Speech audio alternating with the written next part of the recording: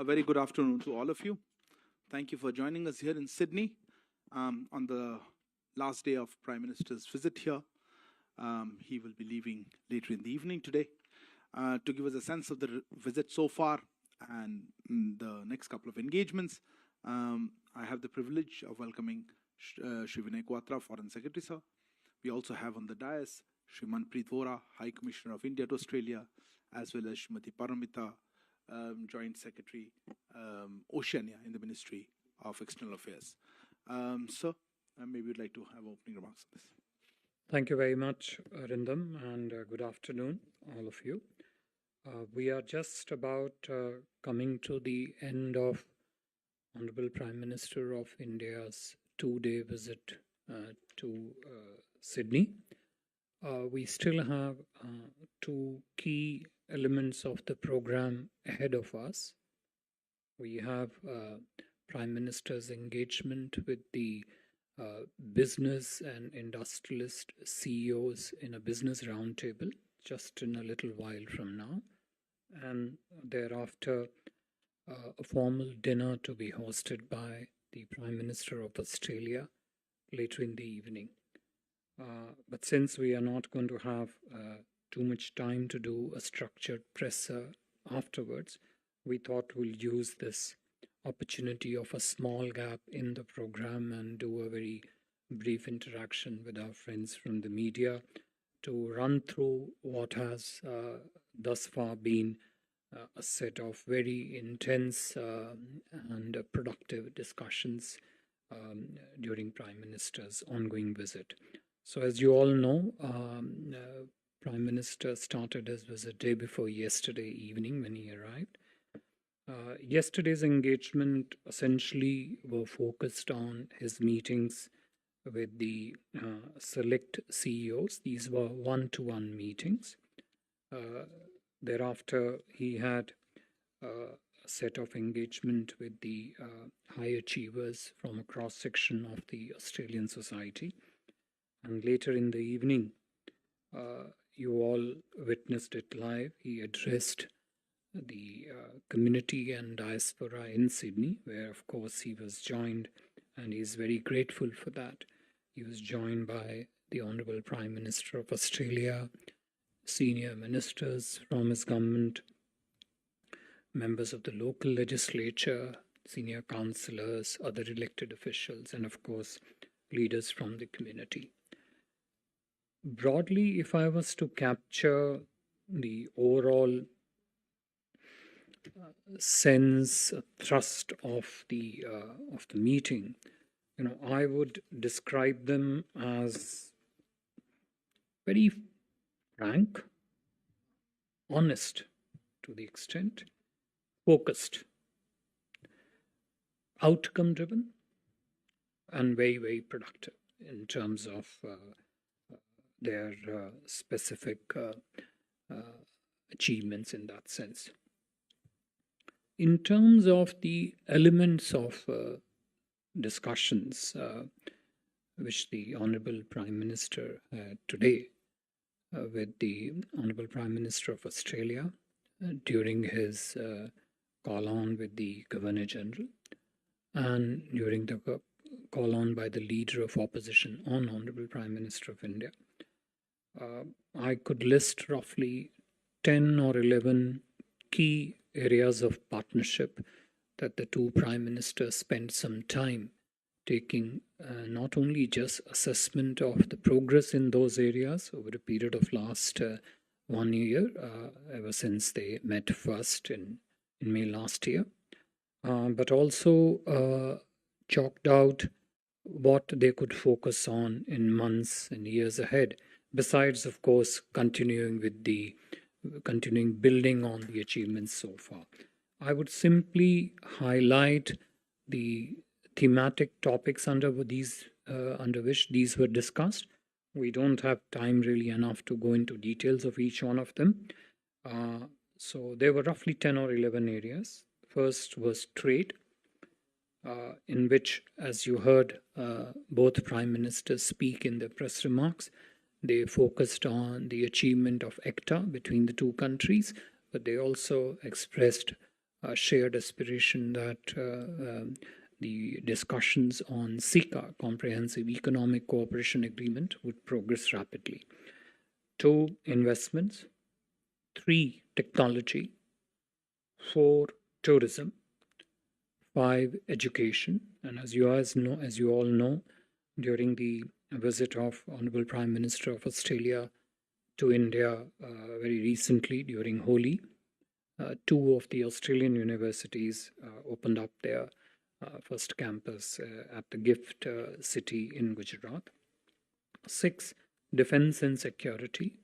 7, the entire domain of renewable energy, and in that the particular focus was on green hydrogen, both during the bilateral discussions as also during Prime Minister's individual meetings with the CEOs of the Australian companies yesterday. 8, the entire segment of migration and mobility. 9, the field of rare earths and critical minerals.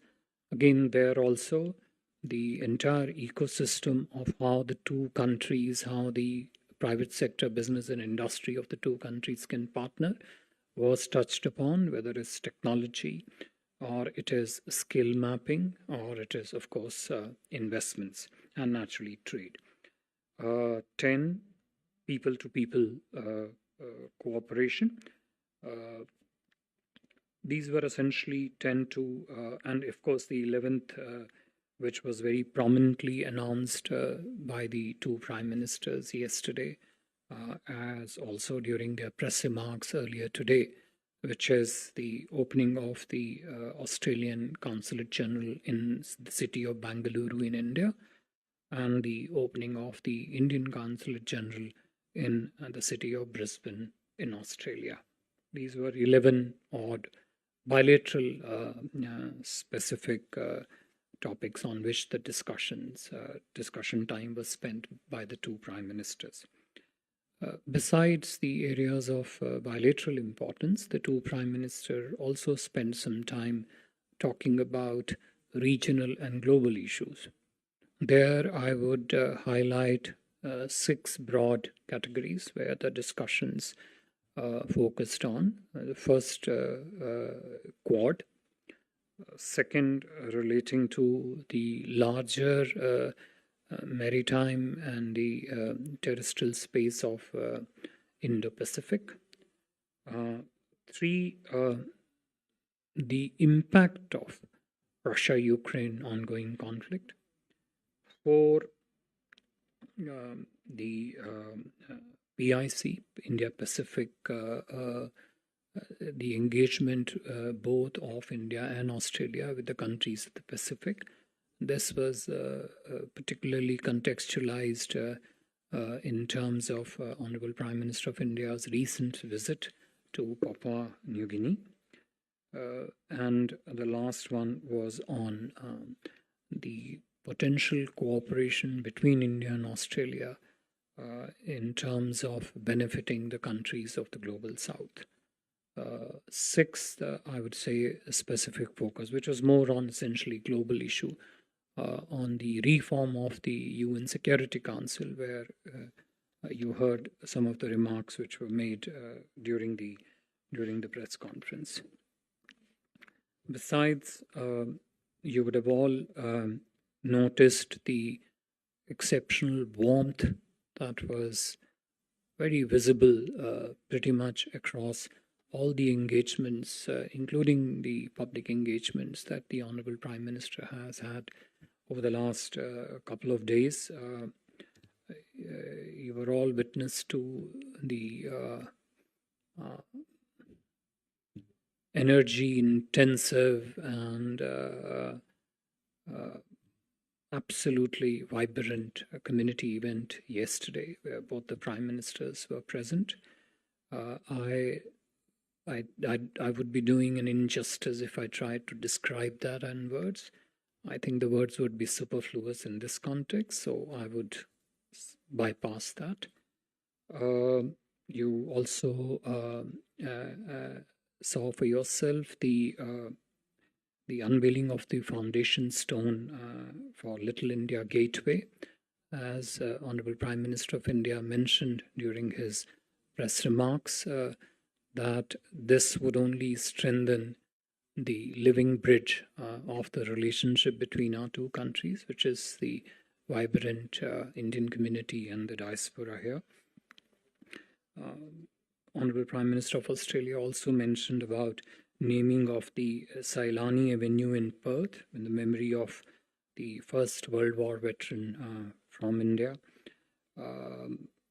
Ceremonial welcome this morning at the Admiralty House, and of course the sheer chemistry and the friendship between the two prime minister, which was there for all of us to see yesterday. Honorable Prime Minister of Australia compared it to Bruce Springsteen. I think I'll just let it be there in that sense.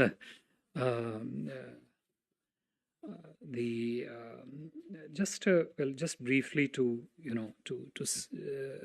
also capture that in terms of the 10 areas of bilateral discussions that came up, we would suggest that we would think that 3 of them would really would be areas of intense focus in terms of our efforts in months and years ahead. One, of course, the green hydrogen, which is in the very nature of that particular domain is forward-leaning. The mobility partnership, I think it sets a new benchmark in terms of not just people-to-people relationship, but how the entire how the two economies actually look at each other in terms of benefiting from the competencies, complementarities and competencies of the skills, I would say, between the two economies. And third, of course, this entire space of defense and security and technology, which is a forever new evolving dimension of the relationship. In the specific field of technology, I would say, and this figured very prominently in discussions, I would simply underline this as only just one of the segments, which is the cooperation in the space of fintech. And again, this is one of those unique areas where everybody in the two countries, everybody in the two societies is a net beneficiaries. It is one of those things where one of fintech of India and one of complementaries in the Australian economy. 1 + 1 makes 3, not just 2. That's the very nature of the fundamental catalyst nature of cooperation in the space of financial technologies. I think I would probably end here, and if I've left out any of the things, we'll try and address them through the questions. Thank you. Thank you very much, sir. Before we open the floor for questions, the ground rules, please introduce yourself and the organization that you represent. Why don't I start with you? Sir, Ayushi from ANI. So during the bilateral meeting between both the prime ministers, where our prime minister raised the issue of concern regarding the attacks of Hindu temples in Australia, did the Australian side also told us about any arrests being made so far in terms of those responsible for such actions? Another hand, yeah, Siddhant. Siddhant from Beyond, sir. The Prime Minister said that he got assurances from Prime Minister Albanese. What kind of assurances the Australian government gave specifically on the attacks on the Hindu temples? And my second question is, how much China was part of the conversation, because both countries in some way have been dealing with a very aggressive China? Manish. Manish Chand, the India Rights Network. Sir, you said Global South was part of the conversation under the rubric of multilateral regional issues. In what ways India and Australia are going to work to advance welfare and interest of the Global South, number one? Number two, sir, very briefly, you spoke about defense cooperation, defense and security. Are we looking at, have we reached a stage where we are looking at joint manufacturing or transfer of technology? What is the way ahead for defense relations? Thank you. Sorry, no. Hi, I'm Kirsty Needham from Reuters. I had two questions. You mentioned reform of the UN Security Council. What ideas were discussed between Australia and India on this matter? Also, you referred to the Pacific Island countries. On the same day that the Prime Minister Modi visited Papua New Guinea, the United States signed a defence cooperation agreement. What's India's views on this? I think we'll take these round of questions, sir, and we'll... Thank you. First, to the to NI's question with regard to attack on the temples and the other such activities that are disruptive to the relationship.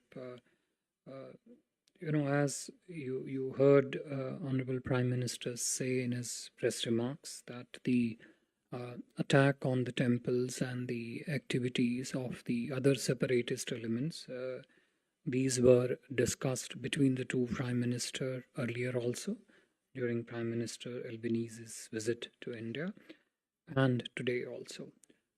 From the discussions last time till this time, the progress is clearly reflected in the fact that Honorable Prime Minister of India thanked Honorable Prime Minister of Australia for the action that the government of Australia has taken, not just in making correct appreciation of the nature of such activities, but also against the elements which perpetrated such attacks. Besides, you would have clearly noticed when the Honorable Prime Minister of India said, and which was clearly appreciated by the Australian side, that India-Australia ties are very strong, very deep, very extensive, and we would not allow these friendly ties to be disrupted by such elements. Prime Minister also thanked the Honorable Prime Minister of Australia for his assurance, and this is where I come to that specific part which Siddhant asked, which is that assurance that Australia would continue to take strong actions against such elements that want to disrupt the strong and deep ties and India-Australia partnership. Naturally, this is one of those areas where the relevant departments of the two countries will remain in touch with each other so that they can closely coordinate whenever the information on such a thing arises and needs to be exchanged with the other side so that timely action can be taken on that. With regard to China, Siddhant, your specific point, as I mentioned to you that during the discussions between the two prime ministers, there were also areas of regional significance and regional developments in the region which came up for discussion. Quad, where they spoke about free, open, stable, and prosperous Indo-Pacific, and discussions in the Quad realm and the Indo-Pacific realm as to how India and Australia can work together to shape a positive agenda in Quad and Indo-Pacific was discussed. Naturally, the challenges to the peace and stability and prosperity in the region were also discussed, and how India and Australia, being strategic partners, can work together not just to accentuate and amplify and harness the opportunities, but also take active steps to mitigate the challenges that arise in the region. Manish, in some ways, the question relating to Global South and how India and Australia are also working in the Indo-Pacific, and the recent visit of Honorable Prime Minister of India to Papua New Guinea for the FEPIC summit essentially is a triangulation and an intersection set of of this. And clearly, you would have noticed that during Indian Prime Minister's visit to Papua New Guinea for the FIPIC, the agenda, and I spent some time explaining that in great detail on day before yesterday evening when we held this presser, stretched a range of developmental cooperation activities which India proposes to do with countries of the Pacific, whether they are in the field of capacity building, health security, renewable, maritime domain. Again, maritime domain more in terms of the economic partnership in addressing the challenges in the maritime domain that the countries of the Pacific Island space. Naturally, this is an area where Australia has a strong presence, has traditionally had strong presence, and naturally our cooperation with Australia can be synergetic in a manner that is beneficial to the countries of the Pacific, which are of course countries of the global south also. On the UN Security Council reform, there was a very clear articulation during the discussion that of a strong support for the permanent membership of India to the UN Security Council, and generally also the need for reform of the UN system, including Security Council, which obviously we all know doesn't reflect the contemporary realities of today's world. I've already spoken about the Pacific Island cooperation, which you had asked, and I mentioned clearly that our agenda during the FIPIC summit, the third FIPIC summit, and even the preceding two summits and building on to them, also chalking out some new areas, out and out development cooperation template. Development cooperation template which one doesn't burden your economies with structural debt. A development cooperation template that is driven by the needs of the Pacific countries, and a cooperation template which is along the shared values of democracy, openness, and transparency, with which India is known to undertake all its development cooperation activities across the countries of the global south. Yeah, okay. There was conversation from Manish on defense and security. If you look at the nature of India-Australia defense and security cooperation, you would find it has pretty much all the elements that are there in the traditional part of defense strategic partnership. So at the political level, of course, under the leadership and the guidance of the two prime ministers, there is the 2+2 defense and political security dialogue, which is led by the two ministers.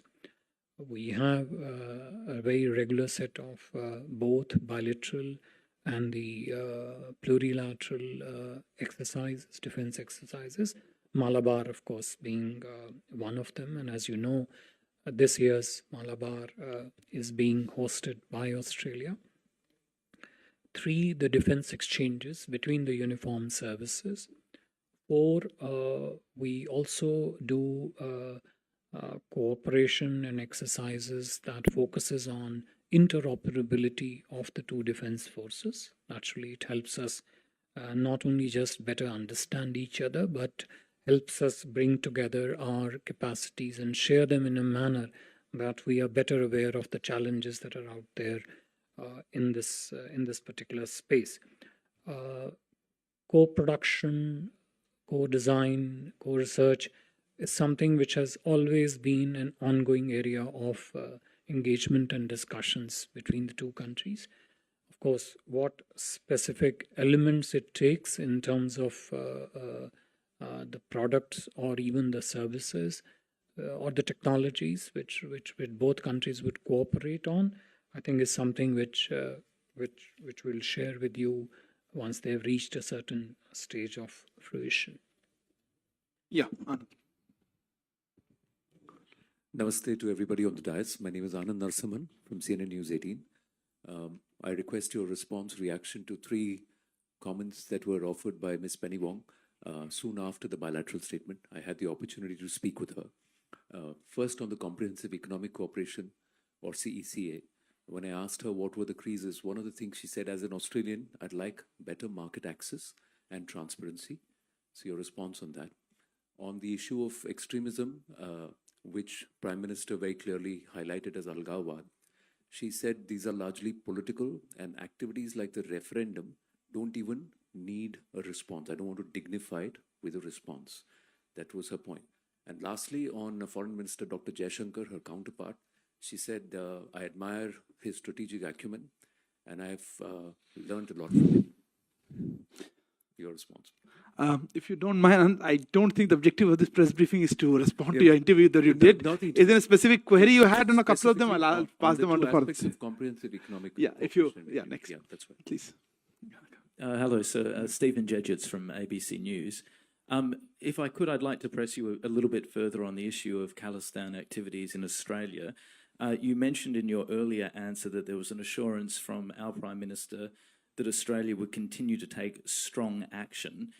Can you elaborate any further, sir, on what this strong action is precisely? Shouldn't you be asking the Australian side? Oh, but anyway, I will have, sir. I've asked them repeatedly, but your characterization of how the Prime Minister interpreted that. Yeah.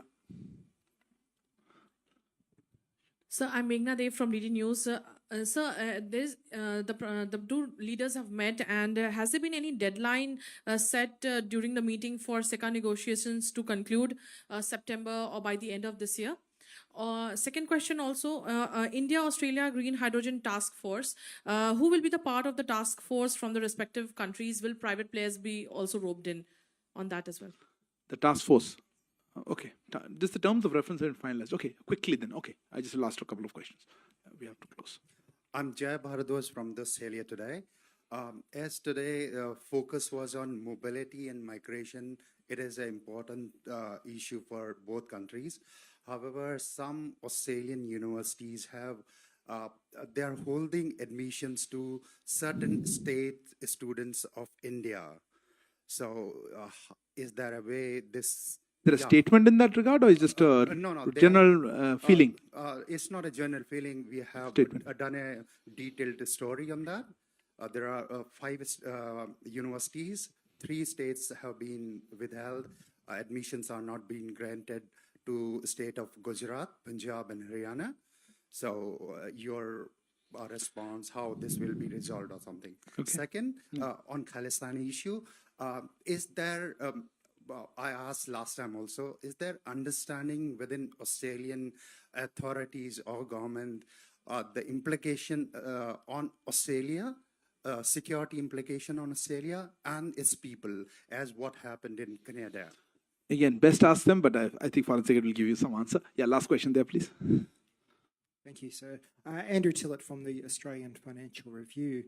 Just in the leaders' discussion on Russia, Ukraine, was there any discussion around the influence that India may have with Russia to end the war, and any discussion around India's ongoing purchases of Russian oil and things like that? You mean today? Yes, okay. Yes, today. Thank you. I mean, in the discussions in the last couple of days. Yes, yeah. Okay. Yeah. So if I could hand over the... Okay. Thank you. Let me start with the last question first, which is relating to the Russia-Ukraine conflict. As I mentioned in my opening remarks also, the focus of discussion with regard to Russia-Ukraine conflict was on the impact of that conflict on various economic dimensions, and in particularly their impact on the developing countries. So the challenges particularly relating to food security, the derivative inflationary pressures which emerged out of the food security challenges earlier on, the uncertainty relating to the fuel or the oil in that sense. There it was more about how the uncertainty itself burdens many of the developing countries in terms of planning how the energy security of that particular country is to be structured, etc. So the focus of the discussions on Russia-Ukraine conflict was more on their economic impact, in particular on the developing countries. One. Two, with regard to the set of questions relating to the Khalistan issues, what it means, what it represents. Look, I would not like to get into specifics of what the relevant departments of the government of India do. I will only repeat here the broad sentiment which was expressed during the open press remarks of the two leaders, which is that India and Australia enjoy deep, extensive, strong, robust, multifaceted ties as part of their strategic partnership, and we would not accept the disruption in this relationship by such elements which try to harm this relationship through their activities. And whatever the two countries have to do, whatever the two systems need to do to ensure that this relationship remains strong, robust, unimpacted by by such activities and such players, would be done by the two governments. In terms of Mr. Anand, your question on SECA, political referendum, strategic acumen, I think the statement speaks for itself, so I would not second guess that part. But on the market access, transparency, look, it's not really correct for me, and you would agree here, to frankly prejudge what the negotiators between the two countries do on these negotiations. All I understand is that the next couple of rounds of the SECA negotiations are planned for, I think, one in June, one in month of July. You would also, you would have noticed and perhaps appreciated the fact that ACTA was only launched very recently, and within such a short time, the discussions have progressed from not only full utilization of the benefits that are available to the business community under ACTA, but also to start talking about how these can be further built upon through comprehensive economic cooperation agreement. Market access, whether it is for goods or it is for services or it is in the movement of capital, are a subject matter of very, very detailed discussions between the professional negotiators. So I think it's not really specific for me to say anything on that. I would only request you to focus on the broad direction that is coming from the leadership, which is that, look, I've listed out to you 10 areas of economic partnership. Naturally, arrangements which are structural in nature, which provide a framework in which the business and industry of the two countries can come together and partner more strongly, would obviously be very helpful in moving this cooperation further. That said, as I said, the specifics of those discussions, negotiations, I think are best left to the negotiators.